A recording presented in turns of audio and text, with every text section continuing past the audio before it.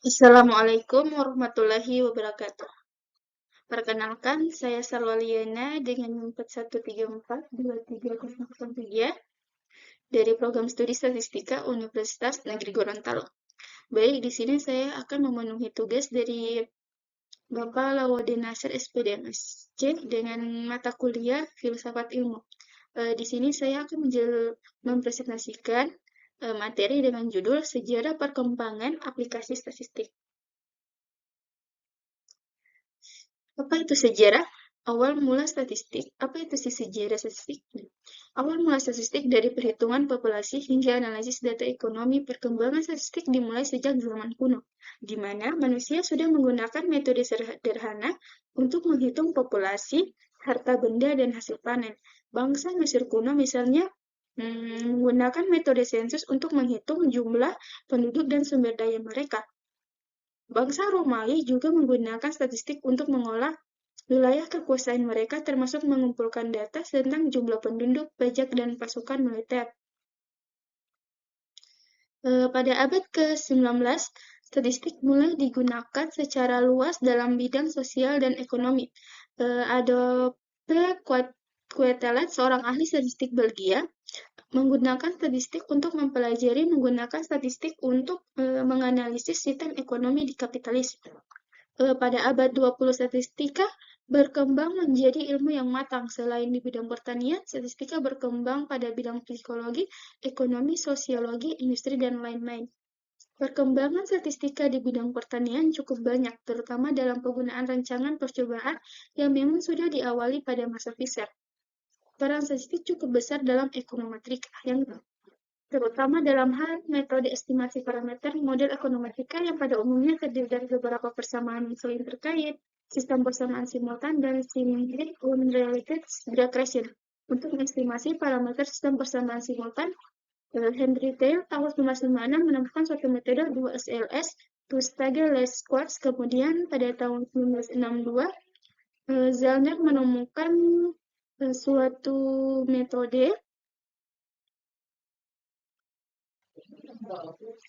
Henry Taylor tahun 1956 menemukan suatu metode 2SLS, two-stage least squares. Kemudian pada tahun 1962, Zellner menemukan suatu metode source seemingly unrelated regression untuk mengestimasi parameter model sistem persamaan regresi.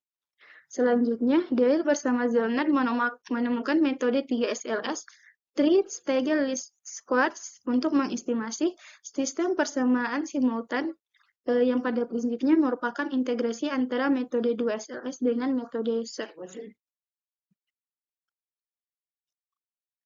Pada tahun 1930, William Edward Deming 1900 sampai 1993 yang berguru pada Snellhardt untuk masalah manajemen tertarik terhadap aplikasi statistika untuk merencanakan pengendalian kualitas dan metode perbaikan proses untuk industri. Ide-idenya disarikan dalam 14 poin untuk manajemen yang dikenal sebagai 14 prinsip Deming. Misalnya salah satu poin menyatakan jangan memilih suplai karena harga, tetapi pertimbangkan kualitas dan pilih supplier yang menggunakan quality control. Untuk memperbaiki proses Deming, memperkenalkan langkah-langkah tersistem yang dikenal dengan nama PDCA, Plan, Do, Check, and Action. Karena metode dan idenya ini pada tahun 1990, para pimpinan bisnis dan industri yang tergabung ke dalam JUSE, Japan Union of Scientists and Engineering di Jepang, mengundang Deming untuk mengajarkan metode baru tersebut. Penggunaan metode Deming secara luas di Jepang berpengaruh terhadap pemulihan industri dan ekonomi Jepang yang hancur setelah Perang Dunia Kedua, yang akhirnya terjadi economic booming bagi Jepang pada abad ke-20. Meskipun ide-ide Deming sukses di Jepang, namun secara luas diabaikan di Amerika. Metode Deming baru diterapkan pada awal 1980 ketika perusahaan di Amerika merasa perlu meningkatkan efektivitas agar dapat bersaing dengan pasar asing. Adapun dampak pada aplikasi statistik. Yang pertama itu data mining dan machine learning. Teknik ini menjadi penting untuk menggali pola tersembunyi, membuat prediksi dan mengotomatiskan pengembalian dan keputusan dalam berbagai aplikasi seperti rekomendasi, produk, deteksi penipuan, dan diagnosis finish. Yang kedua, analisis prediksi. Organisasi semakin beralih ke statistik untuk membangun model prediktif yang dapat mengantisipasi tren masa depan, mengoptimalkan operasi, dan mendapatkan keunggulan kompetitif. Yang ketiga, personalisasi. Data digunakan untuk mempersonalisasi pengalaman pengguna seperti rekomendasi produk yang disesuaikan, konten yang ditargetkan, dan perawatan kesehatan yang dipersonalisasi. Yang keempat, ilmu data.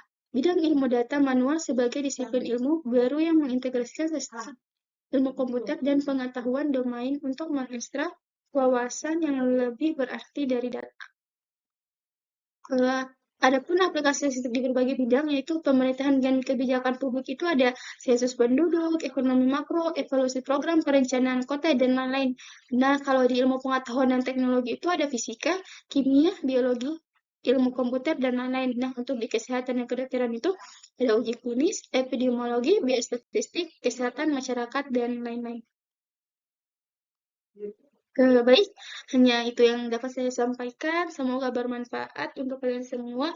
Saya mohon maaf jika ada salah kata. Saya ucapkan terima kasih. Wassalamualaikum warahmatullahi wabarakatuh.